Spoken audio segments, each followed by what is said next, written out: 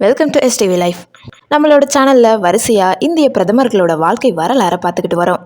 அந்த வரிசையில் இப்போ வரைக்கும் 14 பிரதமர்களோட வாழ்க்கை வரலாறை பார்த்துருக்கோம்.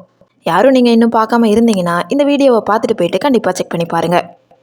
இன்றைக்கி நம்ம பார்க்க போகிறது 15வது பிரதமரான நரேந்திர மோடி அவர்களோட வாழ்க்கை வரலாறை பற்றி தான் பார்க்க போகிறோம். இது வெறும் ஒரு மனிதரின் கதை கிடையாது, இந்தியாவின் அரை நூற்றாண்டு கால அரசியலின் சாட்சி. ஒரு சாதாரண ரயில் நிலையத்து தேநீர் விற்பனையாளர் எப்படி இன்னைக்கு உலக வல்லரசு நாடுகளின் தலைவர்களையே வழிநடத்தும் நிலைக்கு உயர்ந்தாரு. இது உங்களோட வாழ்க்கையை மாற்றக்கூடிய ஒரு உத்வேகமான கதையாக கூட இருக்கலாம். இந்த வீடியோ முழுசாக பார்க்குறதுக்கு முன்னாடி நம்மளோட சேனலை ஃபர்ஸ்ட் டைம் விசிட் பண்ணுறீங்கன்னா இந்த வீடியோக்கு ஒரு லைக் போட்டு மறக்காமல் சப்ஸ்கிரைப் பண்ணிக்கோங்க. வாங்க வீடியோக்குள்ளே போகலாம். 1950வது வருஷம் செப்டம்பர் மாதம் 17ஆம் தேதி குஜராத்தின் மெக்சானா மாவட்டத்தில் இருக்கக்கூடிய வாட்நகர் அங்கே ஒரு சின்ன ஓட்டு வீட்டில் தாமோதர் தாசு கீராபென் தம்பதிக்கு மகனாக பிறந்தவர் தான் நரேந்திர மோடி அவர்கள். மோதி கஞ்சி சமூகத்தை சேர்ந்த அந்த எளிய குடும்பத்தில் போதிய வசதி கிடையாது. ஆனால் அந்த மண்ணின் உறுதி நரேந்திரரின் ரத்தத்தில் இருந்துச்சு. வாட்நகர் ரயில் நிலையம் அதிகாலை 4 மணிக்கு நரேந்திரர் அங்கே இருக்க வேண்டும். தந்தை போட்டு கொடுக்கும் தேநீரை சுமந்து கொண்டு வரும் ரயில்களில் ஏறி விற்பார். அந்த தேநீர் கரைகள் படிந்த சட்டையுடன் தான் பள்ளிக்கு செல்வார். அந்த சின்ன வயசுலேயே உழைப்பின் மதிப்பையும் பலதரப்பட்ட மக்களின் குணங்களையும் அவர் அங்கேயே கற்றுக்கிட்டாரு. நரேந்திரர் ஒரு அஞ்சாத சிறுவன். வாட்நகரில் இருக்கக்கூடிய ஷர்மிஸ்தா குளம் முதலைக்கு பெயர் பெற்றது. மற்ற சிறுவர்கள் பயந்து ஒதுங்கும் போது நரேந்திரர் அங்கே நீந்துவார். ஒருமுறை ஒரு முதலை குட்டியையே வீட்டுக்கு கொண்டு வந்து விட்டாரு. அவரது தாய் கீராபென் அதை பார்த்து அதிர்ந்து மீண்டும் குளத்திலேயே விட சொன்னாரு. அந்த துணிச்சல் தான் இன்னைக்கு வரைக்கும் அவரை வழிநடத்துது. ஸ்கூல்ல அவர் ஒரு சிறந்த நடிகர். விழி மாதா போன்ற நாடகங்கள்ல அவர் நடித்த போது அவர் குரல் வளம் அனைவரையும் கவர்ந்துச்சு.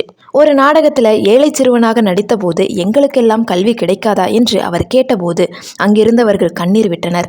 அந்த மேடை அனுபவம் தான் இன்னைக்கு கோடிக்கணக்கான மக்கள் முன்னால் அவர் பேசும் கம்பீரத்திற்கு அடித்தளம். தன்னோட 18 வயசுல ஒரு பெரிய ஆன்மீக தேடலுக்காக வீட்டை விட்டு வெளியேறினாரு. அடுத்த 2 ஆண்டுகள் இந்தியா முழுவதும் பயணம் செய்தாரு. இமயமலையில உள்ள யோகிகள், ராமகிருஷ்ண மடம் என பல இடங்களுக்கு சென்றாரு. நீ துறவியாக போகிறாயா அல்லது மக்களுக்காக பணியாற்ற போகிறாயா என்ற கேள்விக்கு அவருக்கு விடை கிடைத்தது அந்த பயணத்துல தான். திரும்பி வந்த மோடி RSS அமைப்புல ஒரு முழு நேர ஊழியராக இணைகிறாரு. அங்க அவருக்கு ஒதுக்கப்பட்ட வேலைகள் மிக சாதாரணவை. தரையை முழுகிறது, அலுவலகத்தை சுத்தம் செய்யறது, மற்றவங்களுக்கு உணவு சமைப்பது, எதையுமே சலிக்காம செஞ்சாரு. அந்த டிசிப்ளின் தான் அவரை ஒரு சிறந்த நிர்வாகியா மாத்துச்சு. 1975 அவசர நிலை பிரகடனம் செய்யப்பட்ட போது பாஜக தலைவர்கள் கைது செய்யப்பட்டாங்க. மோடி அவர்கள் போலீசிடம் சிக்காமல் இருக்க சீக்கியர் வேடம் அணிந்து ரகசியமாக வேலை செஞ்சாரு. மாறு வேடத்துல பல மாநிலங்களுக்கு சென்று ரகசிய தகவல்களை பரிமாறினாரு. ஒரு போர் வீரன் போல் அவர் செயல்பட்ட காலம் அது. RSS அமைப்புல இருந்து 1985 பாரதிய ஜனதா கட்சிக்கு அவர் மாற்றப்பட்டாரு. அங்க தனது தேர்தல் வியூகங்களால குஜராத்ல பாஜகவை வேரூன்ற செஞ்சாரு.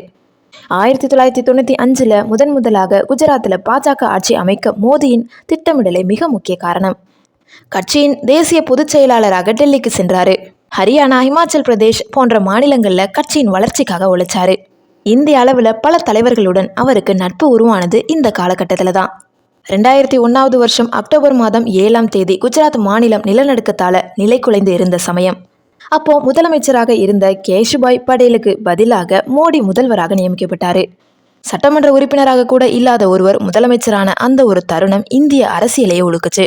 பதவியேற்ற சில காலத்திலேயே 2002 கோத்ரா சம்பவம் நடந்துச்சு.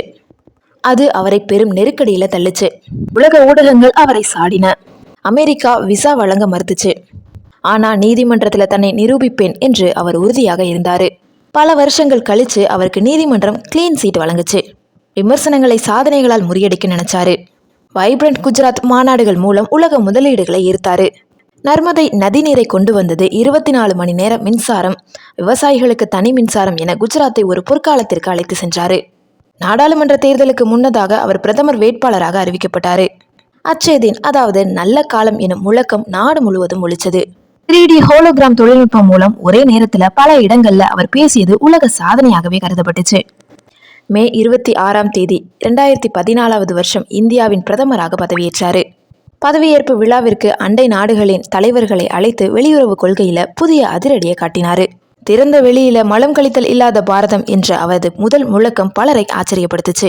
கருப்பு பணத்தை ஒழிக்க 2016வது வருஷம் ரூபாய் நோட்டு மதிப்பு நீக்கத்தை கொண்டு வந்தாரு. தொடர்ந்து நாடு முழுவதும் ஒரே நாடு ஒரே வரி எனும் GST முறையை அமல்படுத்தினாரு.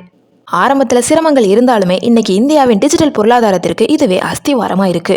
70 ஆண்டுகால கோரிக்கையான ஜம்மு காஷ்மீருக்கான 370வது சட்டப்பிரிவை 2019 நீக்கினாரு. எந்த ஒரு அசம்பாவிதமும் இல்லாமல் அந்த ஒரு மாநிலத்தை இந்தியாவின் ஒரு ஒருங்கிணைந்த பகுதியாக மாற்றியது அவரது ஆட்சியில மிகப்பெரிய ராஜதந்திரம். அமெரிக்க நாடாளுமன்றத்தில் உரை நிகழ்த்தியது, சவுதி அரேபியா, ரஷ்யா போன்ற நாடுகளில் உயரிய விருதுகளை பெற்றது என உலக அரங்கில் இந்தியாவின் கௌரவத்தை உயர்த்தினார். இன்னைக்கு உலக பிரச்சனைகளுக்கு தீர்வு காண மோடியின் உதவியை நாடுகள் எதிர்பார்க்கின்றன. 500 ஆண்டுகால கனவான அயோத்திராமர் கோவிலை திறந்து வச்சாரு. காசி விஸ்வநாதர் காரிடார், உஜ்ஜயினி மகாகால் லோக் என இந்தியாவின் பழமையான ஆன்மீக அடையாளங்களை நவீன வசதிகளுடன் மீட்டெடுத்தாரு. 2024வது வருஷத்துல மீண்டும் 3வது முறையாக பிரதமராக தேர்ந்தெடுக்கப்பட்டு இந்தியாவின் முதல் பிரதமர் ஜவஹர்லால் நேருவின் சாதனையை சமன் செஞ்சாரு. 140 கோடி மக்களின் நம்பிக்கையை இப்போதும் பெற்று திகழ்கிறாரு.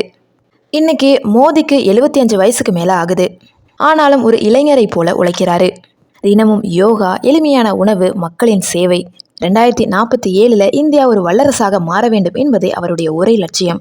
ஒரு தேநீர் விற்பனையாளரால இவ்வளவு பெரிய உயரத்தை தொட முடியும் என்றால் கண்டிப்பா உங்களாலையும் முடியும். நரேந்திர மோடி இந்த வெற்றி பயணம் உங்களுக்கு பிடிச்சிருந்தா இந்த வீடியோக்கு லைக் பண்ணுங்க. நீங்க மோடி அவர்களோட வாழ்க்கை வரலாறை பத்தி என்ன நினைக்கிறீங்கன்றதையும் கமெண்ட் செக்ஷன்ல சொல்லுங்க. ஷேர் பண்ணுங்க. சப்ஸ்கிரைப் பண்ணாம பார்த்துக்கிட்டு இருந்தீங்கன்னா ப்ளீஸ் சப்ஸ்கிரைப் பண்ணிக்கோங்க. தேங்க்யூ ஸோ மச் ஃபார் வாட்சிங்.